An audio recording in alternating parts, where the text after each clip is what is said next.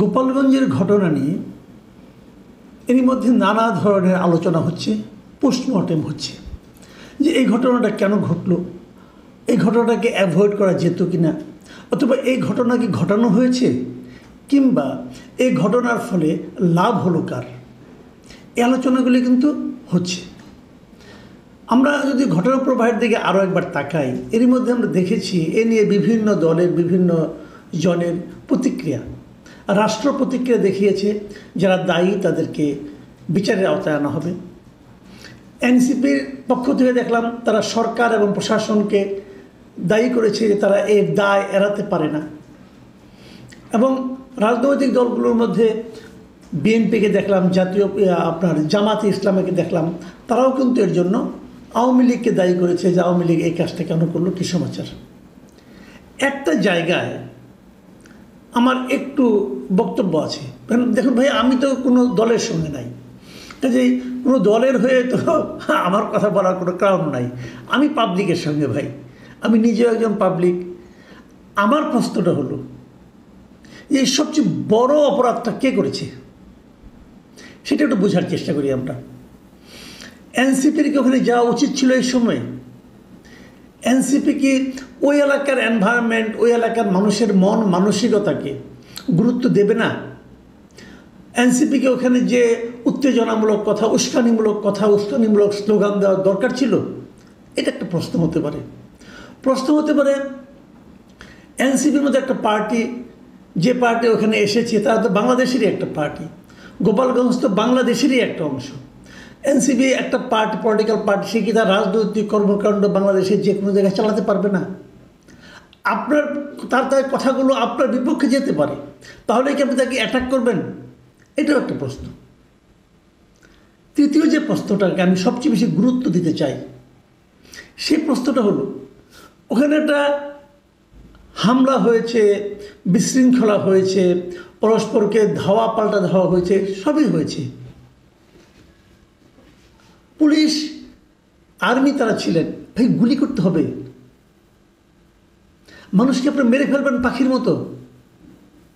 কি এমন ঘটনা ঘটেছিল যে গুলি না করলে হতো না?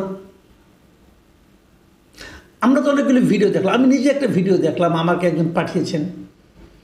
সেই ভিডিওতে দেখলাম যে আর্মিরা কীভাবে গুলি করছে, টার্গেট করে করে গুলি করছে, এবং যাদেরকে সামনে যদি কেউ দাঁড়িয়ে থাকতো তাদের প্রতি আক্রমণাত্মক ভঙ্গিতে, তাহলে আমি মানতে পারতাম যে আক্রমণ থেকে বাঁচার জন্য তারা গুলি করছে। লোকজন পালিয়ে যাচ্ছে, পেছন থেকে গুলি করছে। এর কি করে বিচার হবে না? হওয়া উচিত না? এটা কেন? এটা কি আপনি পারেন? অথচ এই আর্মির কিন্তু, এই সেনাবাহিনীর কিন্তু আমরা প্রশংসা করেছি গত জুলাই আন্দোলনে। তারা বলেছিল তারা নিরীহ জনগণের উপর বন্দুক চালাবে না, গুলি চালাবে না। তো এখন তো আপনি নিরীহ মানুষকে মারলেন। তাহলে কি আর্মির ক্যারেক্টার চেঞ্জ হয়ে গেছে? অথবা আর্মিকে যারা অর্ডার দেন তাদের মানসিকতা চেঞ্জ হয়ে গেছে? এটা কেন? বলা হচ্ছে অ্যারেস্ট করা হচ্ছে, বিচার করা হবে। তো বিচার তো হত্যার বিচার হবে না? এর আগে আমরা দেখেছি যে মিরপুরে একটা হত্যাকাণ্ড হয়েছে, এরকম একটা মবের মধ্যে কেউ যে মারা গেছে, পুলিশের গুলিতে মারা গেছে, গত জুলাই আন্দোলনে আমরা দেখেছি। একটা হয়তো নেত্রকোনায়, কিশোরগঞ্জে একজন মারা গেছে, এরকম হয়েছে। সেই মামলায় কিন্তু হুকুমের আসামি হিসেবে স্বরাষ্ট্রমন্ত্রীকে রাখা হয়েছে, তৎকালীন প্রধানমন্ত্রীকে রাখা হয়েছে। তো এখন এই যে হত্যাগুলো হলো, এর জন্য আপনি কাকে আসামি করবেন? আচ্ছা, কীভাবে করবেন? মামলাই তো হয়নি, নাকি হয়েছে? হয়েছে কি কোনো মামলা? এই যাদের মারা গেল, ওই ফ্যামিলির মানুষের কি মৃত্যুর প্রতি তাদের কোনো মূল্য নাই? ওই জীবনগুলির কোনো মূল্য নাই? আমি দেখলাম একটা মারা গেছে একজন, তার মা বলতেছে এখন আমার সংসার কিভাবে চলবে? ওই সংসারের দায়িত্ব কি রাষ্ট্র নেবে? অনেকে মারা গেছে যারা নাকি পথচারী ছিল, যারা কোনো রাজনীতির সঙ্গে জড়িত না। সেই হত্যার দায় কে নেবে? আমি তো এখন পর্যন্ত কোনো সরকারি বিবৃতিতে অথবা প্রেস নোটে নিহতদের প্রতি কোনো সমবেদনা দেখলাম না। বরঞ্চ অ্যারেস্ট করা হচ্ছে কাদেরকে? ওই এলাকার মানুষকে। পুলিশ যখন অ্যারেস্ট করবে, তারা কী দেখে অ্যারেস্ট করবে? তাদের কাছে কি ভিডিও ফুটেজ দেখে অ্যারেস্ট করবে, নাকি তারা কী দেখে অ্যারেস্ট করবে? কেউ মিছিল করেছে, ওটা আপনি অ্যারেস্ট করতে পারেন। যে মিছিল করবে, যদি কেউ বঙ্গবন্ধুর জন্য মিছিল করেন, বঙ্গবন্ধুর পক্ষে স্লোগান দেন, আপনি তাকে তো আটকাতে পারবেন না। বঙ্গবন্ধুর পক্ষে স্লোগান যে কেউ দিতে পারে, আওয়ামী লীগ না করেও দিতে পারে, পারে নাকি? যে বঙ্গবন্ধু তো আওয়ামী লীগের প্রপার্টি না। যে জিনিসটা আওয়ামী লীগ তাদের প্রপার্টি বানানোর চেষ্টা করেছিল গত 15 বছর, and that was A blunder. এটা তারা উচিত হয়নি, কারণ বঙ্গবন্ধু তাদের প্রপার্টি না, বঙ্গবন্ধু পুরো জাতির প্রপার্টি। তো যদি কেউ পুরো জাতির একটা অংশ হিসাবে তারা বঙ্গবন্ধুর পক্ষে স্লোগান দেয়, সে অপরাধী হয়ে গেল। দেখুন, মিটিং শেষ হওয়ার পরে অনেকের আমরা লাইভ দেখেছি, অনেক সময় সেই লাইভে দেখা গেছে মিটিং শেষ হওয়ার পরে কিন্তু ওখান থেকে স্লোগান দেওয়া হয়েছে, মুজিববাদ মুর্দাবাদ। কেন ওই স্লোগানটা দেওয়া হচ্ছিল? যখন ওই স্লোগানটা দেওয়া হয় তার আগ পর্যন্ত কোনো হামলা হয়েছে? হয়নি তো। দর্শকও ছিল না, মঞ্চে কেবল এনসিপির নেতারা ছিলেন, তারা কথা বলেছেন, শেষ।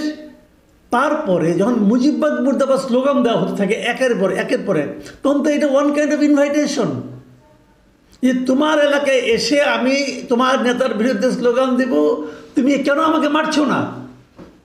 এটা ওয়ান কাইন্ড অফ ইনভাইটেশন। এবং ঘটনাগুলো কিন্তু সেভাবে ঘটেছে। তো এই যে বিষয়গুলো, এই বিষয়গুলো কি বিবেচনায় নেওয়া হবে, অথবা বিবেচনায় কি নেওয়া উচিত নয়? দেখুন, আমি এর মধ্যে যতগুলি বিবৃতি পড়েছি, পলিটিক্যাল অথবা নন পলিটিক্যাল, একটা মাত্র বিবৃতি যেটা আমাকে টাচ করেছে, এই বিবৃতিটা দিয়েছেন কয়েকজন ইউনিভার্সিটি শিক্ষক এবং বুদ্ধিজীবী এবং সুশীল সমাজের লোক। এই আনু মোহাম্মদ, সামিনা লুৎফা, ওনাদেরই সংগঠন, নাম হলো গণতান্ত্রিক অধিকার কমিটি। তারা কি বলেছিলেন শুনেন। এদের কথাটা আমার পছন্দ হয়েছে বলে আমি এটা আপনাদেরকে একটু পড়ে শোনাচ্ছি। তারা লিখেছেন যে গত বছর 16 জুলাই যেটা হয়েছিল সেটা উল্লেখ করে, যে রংপুরে বেগম রোকেয়া বিশ্ববিদ্যালয়ের আবু সাইদ মারা গেল ঠিক 1 বছর পর গতকাল আবারও একই চিত্রের মুখোমুখি হতে হয়েছে গোপালগঞ্জে। এই ঘটনার পর রাষ্ট্রের আচরণ গভীর উদ্বেগ তৈরি করেছে। তারা কিন্তু রাষ্ট্রের আচরণকে ভালো বলছেন না, প্রশংসা করছেন না, কিন্তু করা তো উচিত ছিল, কারণ এই রাষ্ট্র তো আগের স্বৈরাচারী সরকারের রাষ্ট্র নয়। তিনি বলেছেন, মানে ওনাদের বিবৃতিতে বলা হয়েছে যে এনসিপির সমাবেশে হামলার বিষয়ে সরকার ও পুলিশ দ্রুত তদন্তে সক্রিয় হলেও পুলিশের গুলিতে নিহত 4 জনের মৃত্যু নিয়ে এখন পর্যন্ত উচ্চ পর্যায়ে তদন্ত, দায় নির্ধারণ বা ন্যূনতম মানবিক প্রতিক্রিয়া দেখা যায়নি। এই একপাক্ষিকতা শুধু রাষ্ট্রের দায়িত্বহীনতার পরিচয় নয়, এটি নাগরিক জীবনের মর্যাদা ও নিরাপত্তার প্রশ্নেও ভয়াবহ বার্তা বহন করে। যে কথাটা একটু আগে আমি বললাম, যে এই 4 জন কি দেশের নাগরিক নয়? এই 4 জনের প্রতি কি এই রাষ্ট্রের কোনো দায়িত্ব নাই? এই 4 জনের দিকে গুলি না ছুড়লে কি মানে থামানো যেত না কিছু? আমরা তো দেখিনি। ওই লোকগুলি তো আপনার মানে সাজোয়া গাড়িতে উঠে চলে আসলেন, তো চলে আসলে ওনাদের কাজ ছিল আগুন জ্বালানো, আগুন জ্বালিয়ে দিয়ে চলে আসছেন, তো হয়ে গেল। গুলি করতে হবে কেন? গুলি করার মতো বাস্তবতা এখানে ছিল বলে আমি মনে করি না।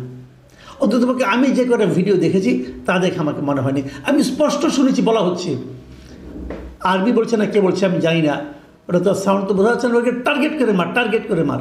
কেন টার্গেট করে মারতে হবে কেন? টার্গেট করে মারার জন্য কি জনগণ আপনাদের বেতন দিয়ে রেখেছে? এই টার্গেট তো আপনারা করতে পারেন না। আমি একটা কথা বলে শেষ করি। অপরাধ বিজ্ঞানের একটা কথা আছে, যখন কোনো অপরাধ ঘটে তখন তোমরা প্রথমে দেখবা এই ঘটনার বেনিফিশিয়ারিকে, মানে এই ঘটনা ঘটলে কার লাভ হয়। বলুন তো কালকের ঘটনার বেনিফিশিয়ারিকে? গোপালগঞ্জের মানুষ বেনিফিশিয়ারি নন। এই ঘটনার বেনিফিশিয়ারি হলো যারা নির্বাচনকে পিছিয়ে দিতে চান, যারা আরও অনেক দিন একটা অনির্বাচিত সরকার আমাদের উপর চেপে থাকুক সেটা চান, যারা নির্বাচন করার জন্য আরও প্রস্তুতি নেওয়ার জন্য